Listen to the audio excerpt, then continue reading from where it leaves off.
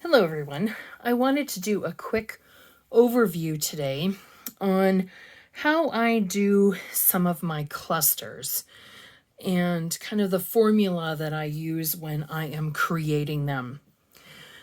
First off, I want to say that a lot of the clusters that I create are using bits and pieces that I have, whether it's, strips of paper or bits left over from journaling cards, things I may have cut out with a die from excess paper that I had, things I've stamped, or even just things in my stash like tags that I have. I use a lot of, die cuts and things that come prepackaged, but just little bits that I haven't used elsewhere. Clusters are a really good way to incorporate small things in an area without them being lost on the page. And so if I'm looking at some examples that I've made recently for some pocket pages, you'll see that a lot of the bits are things that I've added together. Here's one of those circles. Here's a little tag. Here's a sticker. Here's 3 different die cuts from Simple Stories. And this is a die cut, and this is actually a little slip of paper that I cut off of a journal card. And here's the other little piece. Little bits of vellum, extras that you have cast off are really good to use for your clusters because you just need little bits. And how I usually start my clusters is what is my key piece that I want to show? What is the main thing that I want to highlight? Whether that might be like a banner or a word or a character. Sometimes it's a tag with the date. What is my focal point? And then I kind of work backwards, but then also forwards from that. And I'll give you an example. So let's say that I want to highlight this Daisy. And I may actually have other characters that I want to have with her. But let's just say we're going to use Daisy. Now, Daisy is going to be my focal point. So she wants to stand out. Now, I work backwards, but also forwards in that anytime I'm doing a cluster, I want a base, just like you're building a house. You can't put a roof and windows in and your highlighted front door if you don't have your foundation. So I like to create a base. Now, whether that is a circle or a journal card, I want to have something that is my foundation. So let's say we're going to go with the peppermint here. Okay. So then I'm going to put Daisy on top of the peppermint. Now this is a tag and I love these because they already are pre-printed and I got these at the Target dollar spot, but it has a hole in it because it's supposed to be a gift tag. Now I might want to use that hole and actually put like a brad in it or put a gem on top or put some ribbon or some twine. I may also want to cover it up. So I'm going to rotate this as I kind of go along, depending on how I'm going to use it. But I'm going to put her on top. And from there, this is where I'm talking about working up and working back because I'm going to layer things in between my focal point and my foundation. So she might be, the roof of my house. There's my foundation. I'm going to put things in between. Now, this is where I kind of play around. And there's no right or wrong way of doing a cluster. Sometimes it's more feel than it is a formula. But I kind of look at the things that I have and what do I want to include? So I may have a bunch of little odds and ends in terms of, die cuts or little stamped pieces. This would be, a really cute thing. If I was doing something about Main Street, I may want to include that.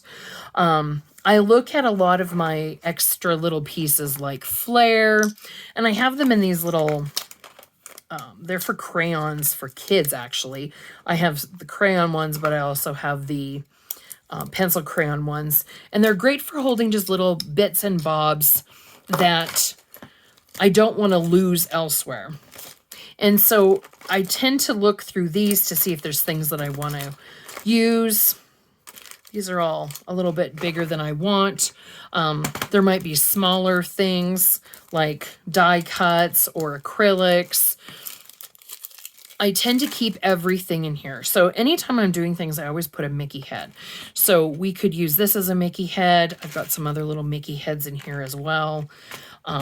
So I know I want a Mickey head somewhere on there. And chances are I might want a word piece. Now, whether that's a banner, whether that's a little chipboard piece of words, whether that's, you know, something I want to stamp, I want something word-wise here. Now, again, there's no right or wrong way to do this. I kind of just like to play around a little bit. So let's say we're going to do something for the castle. I really quite like that. That's cute. Now, they kind of get lost on the background. So that's where we might want to add in, you know, another layer of paper to kind of block out that red a little bit. So we could add this little pink piece and have Daisy. We could add in the banner. And I would want to put that up. And you don't want to confine yourself to just the shape of the background. So if we have that going above and beyond, that's not a bad thing. We're going to lose some of that peppermint if we do that. So maybe we want to offset it and have Daisy on there like that. Rotate this so we hide that circle. So we're still maintaining the Christmas feel with the peppermint, but we're also having everything else on there. Maybe we want to tuck in, you know, the Mickey ears back here and just layer it in. Maybe we don't want that peppermint circle at all. Maybe we're going to just have her on the pink. Maybe we want to add in a journaling block into this little piece. Maybe she's not the same size as the castle. Maybe that's throwing off your eye. You could add in a journaling piece. If things are very vertical, you want to break them up with horizontal. So, you know, adding this, it's again very vertical. You might want something horizontal. You might want to put gems or enamel dots, kind of layering in more aspects to that to give it a little bit more dimension. Again, anything that you have can be used to do layers. So you may have chipboard, you may have die cuts, you may have, you know, acetate. Here's another tag from a gift bag, some little acetate pieces, and you can layer from on top of there. Now, again, sometimes it's just depending on how much you want to add on, what you want it to look like. It doesn't have to be complicated. You know, you can make a real quick and easy layered piece without it being too much.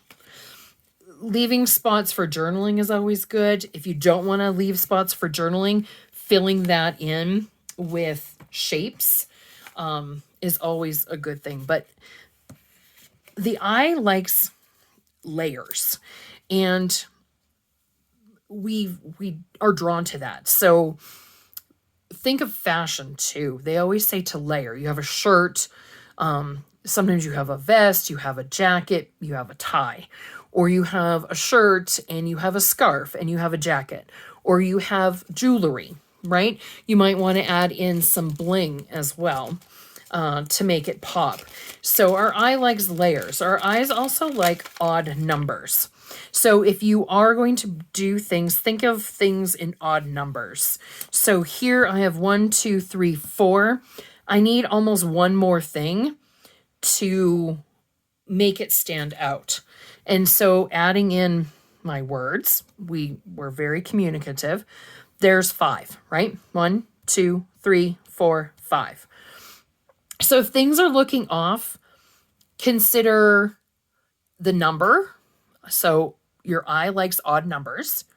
If things look off, consider layers. How many layers do you have? Do you have multiple layers in there? Your eye also likes textures.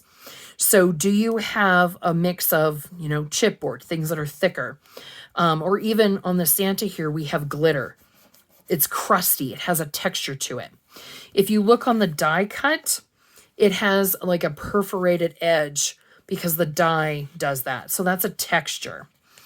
You also have layers in that the Santa who was pop dotted, and I actually flattened him because he was too pop dotted. There's layers on that. We could add in some bling and give another texture. Okay. When you're also thinking of, fashion, I remember watching, makeover shows or what not to wear. And they always say that good outfits have texture. They have something that is sparkly. They have something that's metallic, and they have a neutral in there. So we've got the whites and the neutrals. We've got some sparkly on Santa. You might want to add in something metallic or maybe highlight this clip with a metallic pen. Go over it so that it looks metallic. You might also want to use some enamel dots that give some metallic, or some rhinestones that have kind of that metallic base to give it that shimmer. And if you're going to do something like a rhinestone, I would probably do a cluster of 3. So again, that visual triangle. Now, whether it's on your cluster or outside of your cluster, like right here would be a good spot to put a rhinestone, and then maybe one here and one over here. So it ties it in. The rule of 3 is always good. And the visual triangle rule is always good for clusters as well. Not only on the cluster, but onto the page that you're working on. I guess it depends on what you're working on. If you're doing a card or a layout, if you're just doing a cluster, then of course you could just put it on the cluster as well. I find with pocket pages, they're like mini little scrapbook pages. So if I was going to add bling here too, I could still do 3 in a triangle to keep your eyes on here. These were flat. I added some stickles to give it that crusty glitter shimmer aspect. And then I added a piece of vellum in behind to kind of break down that background a little bit because it was fairly bright, and to also kind of inset that little vignette. Hopefully this helps give you some ideas for clusters. And if you have questions, then of course, feel free to ask. Thanks.